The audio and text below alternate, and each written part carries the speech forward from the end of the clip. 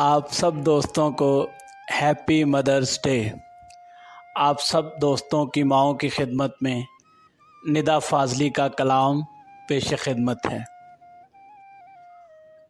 بیسن کی سوندھی روٹی پر کھٹی چٹنی جیسی ماں، یاد آتی ہے چوکا باسن چمٹا پھونکنی جیسی ماں۔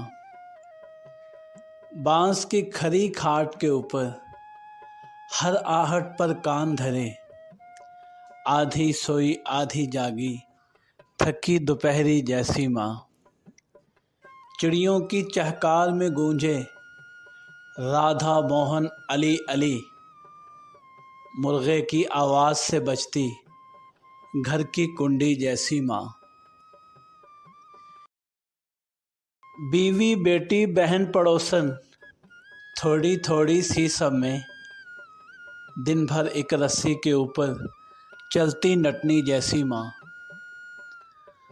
بانٹ کے اپنا چہرہ ماتھا، آنکھیں جانے کہاں گئی، پھٹے پرانے ایک البم میں چنچل لڑکی جیسی ماں۔